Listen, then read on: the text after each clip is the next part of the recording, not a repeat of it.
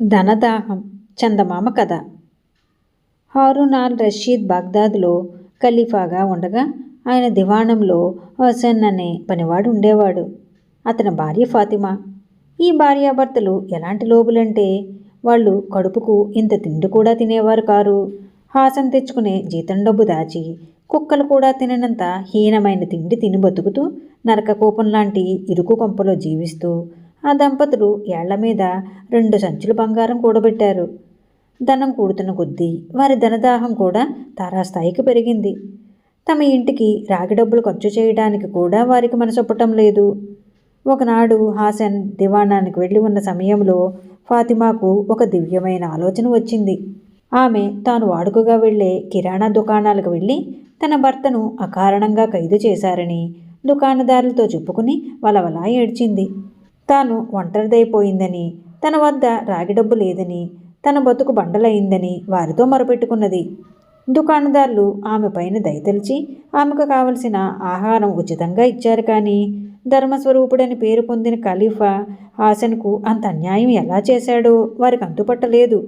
ఆ రాత్రి ఫాతిమా హాసన్లకు తమ భోజనం అమృతంలాగున్నది. ఎందుకంటే అది ఉచితంగా లభించింది. ఇలా కొన్నాళ్ళు దుకాణదారులు ఫాతిమాకు ఉచితంగా ఆహారం సరఫరా చేసి చివరకు, చూడు ఫాతిమా, ఇలా ఎంతకాలం సాగుతుంది నీకు? అసలు నీ భర్తను ఎందుకు ఖైదు చేశారో వివరాలు చెప్పు, అతని విడుదలకు కృషి చేస్తాం అన్నారు. ఫాతిమా కంగారు అభినయించి, మీ పుణ్యం ఉంటుంది, ఈ మాట ఖలీఫా గారి దాకా పోనివ్వకండి, కొంపలంటుకుంటాయి అంటూ ఏడ్చింది. అలా అయితే మీ బంధువులు కూడా నీకు సహాయపడతారేమో అడిగి చూడు అన్నారు దుకాణదారులు. ఇక దుకాణదారులు సహాయపడరని, వారి దయాధర్మం మీద ఆధారపడటానికి తాను ఇంకా ప్రయత్నిస్తే వాళ్లకు అనుమానం కూడా కలుగవచ్చునని ఫాతిమా గ్రహించింది. ఆమెకు హాసన్కు నగరంలో బంధువులున్న మాట నిజమే. కానీ పిసినగొట్టుతనం కారణంగా వీళ్ళు ఆ బంధువులతో ఏనాడో సంబంధాలు తెంచుకున్నారు. అయినా ఇప్పుడు ఫాతిమా దురాశ కొద్దీ ఒక్కొక్క బంధువు ఇంటికి వెళ్ళి తన భర్తను ఖైదు చేశారన్న కథే చెప్పి రాగాలు పెట్టింది. వాళ్ళందరూ దయతలిచి యథాశక్తి ధనము ఆహారము ఇచ్చారు. కాస్త ధనవంతులు బాగా ఇస్తే పేదవాళ్ళు కూడా తమకు శక్తి ఉన్నంతలో ఫాతిమాకు సహాయపడ్డారు. ఇప్పుడు వారి లోభం ఏ స్థాయికి పోయిందంటే హాసన్ బాగా చీకటి ఉండగానే ఇల్లు విడిచి దివాణానికి వెళ్ళాలి. తిరిగి ఊరంతా నిద్రపోయిన దాకా ఇంటికి రావటానికి లేదు. లేకపోతే ఎవరన్నా ఎరిగిన వాళ్ళు చూడవచ్చు. అతనిది అజ్ఞాతవాసమైపోయింది. కొంతకాలం అయ్యాక బంధువులు కూడా ఫాతిమాతో, ఇలా ఎంతకాలం జరుగుతుంది నీకు? మేమంతా సహాయం చేస్తాం, నువ్వు వెళ్ళి ఖలీఫా కాళ్ళపైన పడు, నీ మొగుడు విడుదలవుతాడు అన్నారు. అమ్మయ్యో, ఇంకేమన్నా ఉందా?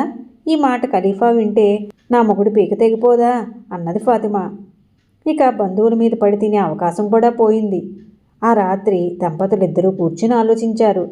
దొంగతనాలు చేయటం ఒక్కటే మిగిలింది. దివాణంలో కెంపులు కొల్లలుగా ఉండేవి.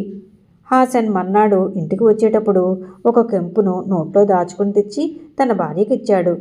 మనకు ధనికులైన బంధువులున్నారు, ఈ కెంపు వారిదని చెప్పి అమ్మి బంగారం తెస్తాను అన్నది ఫాతిమా. ఫాతిమా అమ్మ చూపిన కెంపు చాలా విలువైనది కావటం చేత వర్తకుడు ఆమెకు డబ్బిచ్చినా తన మనిషి చేత ఆ కెంపును దివాణానికి పంపి, ఈ కెంపు తమ జవహారీలోదేమో చూడండి అని ఖలీఫాకు కబురు చేశాడు. వెంటనే దొంగతనం బయటపడిపోయింది. హాసన్ ఇంటికి రాజభట్లు వచ్చి ఇల్లు సోదా చేసి అక్కడ ఉన్న 2 బంగారు సంచులను తీసుకుని ఫాతిమా హాసన్లకు బేడీలు తగిలించి తీసుకుపోయి ఖలీఫా ముందు పెట్టారు. ఖలీఫా హాసన్ని చూసి, దివాణంలో చోరీ చేసినందుకే నీ తల తీయించవచ్చు, కానీ నీ భార్య అబద్ధాలాడి దయాపరులైన దుకాణదారుల వద్ద బంధువుల వద్ద చాలా ద్రవ్యం కాజేసింది. మీ దగ్గర ఇంత బంగారం ఉండి కూడా మీరు ఇంతమంది వద్ద దోపిడీలు చేశారు. ఇందుకు మీ ఇద్దరికీ న్యాయంగా మరణదండన విధించాలి. కానీ నేను అంత క్రూరమైన శిక్ష విధించను. నేను మీకు విధించే శిక్ష ఏమిటంటే మీరు ఈ బంగారు సంచులను చెరొకటి మెడకు కట్టుకుని ఉండాలి. ఏ పరిస్థితుల్లోనూ వాటిని ఊడదీయరాదు అన్నాడు. తమకు శిక్ష చాలా తేలికలో పోయిందని ఆ దంపతులు సంతోషించారు. రాజభటులు 2 బంగారు సంచులను వారి మెడలకు బంధించి వారిని ఇంటి దాకా సాగరంపడానికి వెంట వచ్చారు. కొంత దూరం నడిచాక ఇద్దరికీ సంచులు బరువుతో మెడలు పడిపోయి బాధ కలగసాగింది. వారు వెళ్ళాక ఊళ్ళో వర్తకులందరికీ ఖలీఫా ఒక తాకీదు పంపి హాసన్ ఫాతిమాల బంగారాన్ని ఎవరూ ముట్టరాదని, ఆ బంగారం తీసుకుని వారికేమీ ఇవ్వరాదని తెలియజేశాడు. అంతేకాక అస్తమానము వారిద్దరి వెంట నలుగురు విడిస్తే నలుగురు రక్షక భటులు ఉండేటట్లు కూడా ఖలీఫా ఏర్పాటు చేశాడు. హాసన్ ఫాతిమాలు ఎక్కడికి వెళ్ళినా ఎవరూ వారి బంగారం తీసుకోరు, వారికి ఆహారం అమ్మరు. చివరికి వారు వీధుల్లో పారేసిన ఆహారపు తొక్కలు ఏరుకుని వీధి కుళాయిలో నీరు తాగి పస్తులుండవలసి వచ్చింది. బంగారం సంచులు మెడకు గుదిబండల్లా అయ్యాయి. ఇలా 2 రోజుల నరకయాతన అనుభవించి వారిద్దరూ 3వ నాడు వెళ్ళి ఖలీఫా కాళ్ళ మీద పడ్డారు. హాసన్, మహారాజా, ఈ బంగారం అంతా మీరే తీసుకుని తిరిగి నన్ను పనిలో పెట్టుకోండి. మాకిద్దరికీ తిండి బట్ట ఇస్తే చాలు, మేమింకేమీ కోరం అన్నాడు. 1 సంచి బంగారం దుకాణదారులకు ఇవ్వండి, 2వది మిమ్మల్ని ఆదుకున్న బంధువులకు ఇవ్వండి అన్నాడు ఖలీఫా.